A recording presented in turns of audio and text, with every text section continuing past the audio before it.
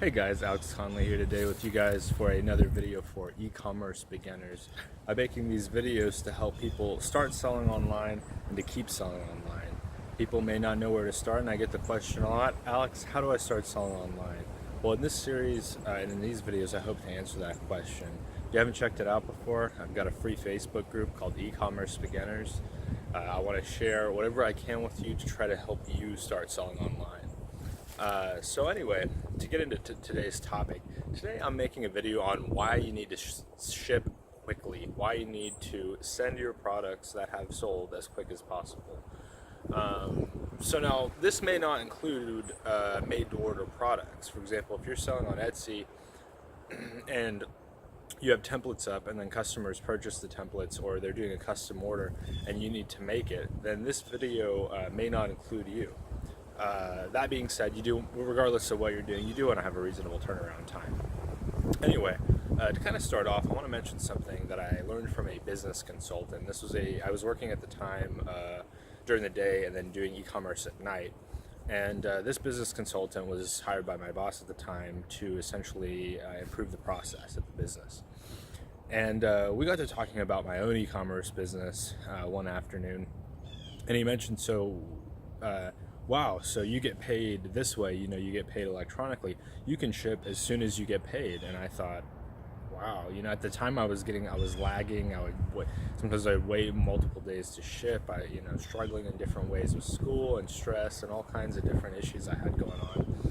And I struggled to ship immediately, in my opinion. Now, particularly with my selling on Amazon, Amazon requires a 24-hour turnaround time. So I try to operate by that as much as I can. I think I've met that for well over a year now.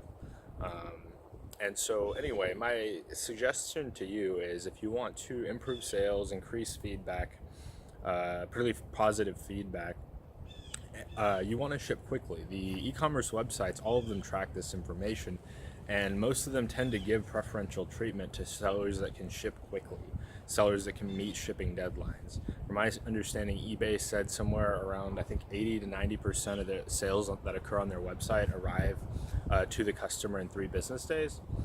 That's pretty impressive, and probably even higher numbers for Amazon when you consider the vast number of Prime customers. And anyway, my suggestion to you, as soon as you get the client's money electronically, as soon as it clears, I should say, because in some cases there may be a hold. I know Amazon, from my understanding, you get paid, I think the money is available to withdraw, I think it's 7 days after the order is marked as delivered according to tracking, as long as there's no problems in that time period. It's not to say, you can still get a return on there within the 30-day window. So if you're making enough, you may have to, if somebody returns after that 7-day window, you pull the money out, you may have to replace it with some other money if you end up getting a return in that regard.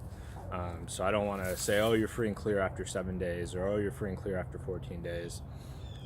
You really need to keep in mind that most of these sites do enforce a sort of 30-day return policy. On eBay, they give you the option to say you won't take returns, and that might dissuade some people, but the reality is you have to be prepared for any item to be returned within 30 days. It's part of how e-commerce websites compete with brick and mortar stores. They attempt to create customer service in spaces they can. One of those ways is a very open return policy. So anyway, yeah, so if you get these orders shipped out quickly, then that shortens the window, right? So if I wait 2 days to ship an item, that may not actually affect it, but I know things are structured in a way that, at least on Amazon, where they have 30 days to open it, but from my understanding, it's 30 days from the time that they open it. So in some cases, you could deal with a return even later than that. But anyway, really, moving on, you want to create some kind of shipping process, right? So in creating an effective shipping process, the first thing that you're going to want to do is get all your materials together, right? So you want bubble mailers, you want scissors, you want bubble wrap, you want tape, you want boxes, you want to be able to handle first class, priority, and express sales, right? So you're going to want to have different kinds of envelopes and even sizes to consider the different products that you're selling. You want to have all these in order so that when you get a sale, you're not considering, okay, not only do I have to prep this sale, but first I've got to go get X, Y, and Z item to make that happen, right? So we want to have our packing materials around. Second, you want to kind of think about your schedule and when you can get by the post office. Most people, let's say you work 9 to 5. Well, it may be worthwhile for you to mail packages on your commute. You may drop by the post office on your morning commute. Now, some people, they may have flexibility in their schedule where they get off at, say, 3:30 p.m. or whatever. They could work from home for the evening. You may consider dropping them off then. You want to try to, if you're wanting to do this regularly, you want to think of a time every day where you can get packages out. And so that's something to consider. Now, there are pickups, right? You can organize pickups, from my understanding, with different shipping companies, including the Postal Service, but you have to think about the time, right? So if you schedule at a certain time, you're going to have to be there. Maybe some people have something worked out where they have a box for the, outside for their postal person to pick up, or some people may be so far advanced they've got a warehouse and they've got employees to work with the postal worker. But this series is for beginners, and I'm going to assume that most watching are beginner or intermediate, so these tips are primarily going to cater to those people. So you're going to want to create a process for shipping. You're going to want to really try to streamline that process. Some people go as far as to pre-pack everything and then to label the outside of the pack with the inside of the what the contents are, and then as soon as they get an order, instead of trying to pack the order, they immediately prep it for shipment. I've been kind of space constrained, so I haven't necessarily been able to do that.